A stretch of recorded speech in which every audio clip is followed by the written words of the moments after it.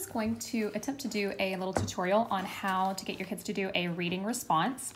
If they've looked at you like you have 3 heads when you say do your reading response, they shouldn't, because this is something that we do daily in my classroom.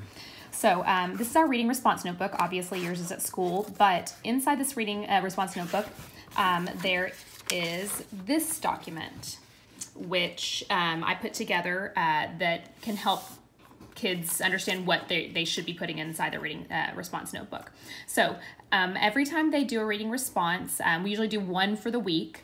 They'll have it on 2 different pages. So this page and this page will both be a response to one text, just one.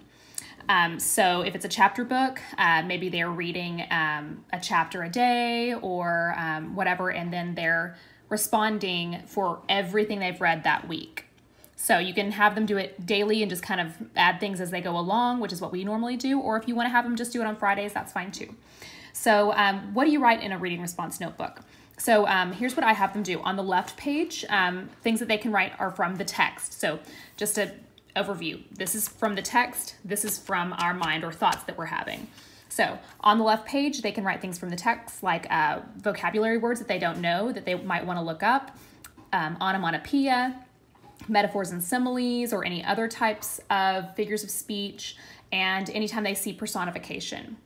If they're reading nonfiction, they can put something interesting that they learned. They can put facts, or if it's fiction, they can put facts about the characters, and quotes from the characters if it's fiction that were meaningful.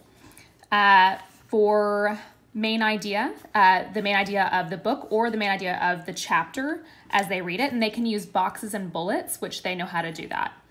That's a box and a bullet is where they have the main idea is in the box, and then they have 3 bullets, which are the supporting details for that main idea.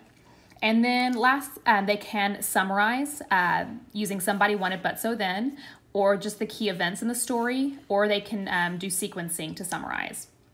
This is, again, things that are cut and dry clearly from the pages in the book. Now, I don't want them to copy out of the book. That's not what they want to do, but they want to put things that they have found in the book that maybe anybody would notice or find from the book. Now, the right side is their thoughts, their opinions, their reaction to the text. So some ideas. How did the text make you feel and why?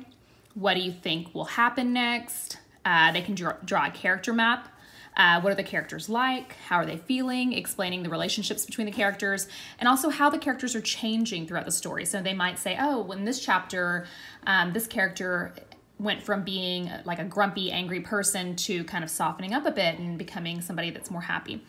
The theme or message of the story, that's been a really big one that we've been doing in class. So a theme is an overall overarching message from the author, basically, you know, something like friendship or perseverance or bravery, or, you know, any types of things like that.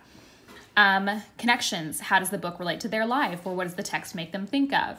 And then also questions like, I wonder this, or why did this happen, or anything else. This is just a guideline. You can add or, you know, have other things from there too. I just wanted to kind of give you guys an idea of how to do reading response. Okay, hopefully this is helpful. Oh, I probably should tell you or show you some things. So at the beginning of the year, we did how to be cool in 3rd grade. So we had some things like they didn't know what a department store was, so we wrote that down. Over here, from the thoughts. So Robbie wanted to be cool in 3rd grade. He doesn't think his parents understand him, those kinds of things. And then here's a sequencing chart that we used and some sentence stems. And yeah, and making sure to put the date and then the title of the text.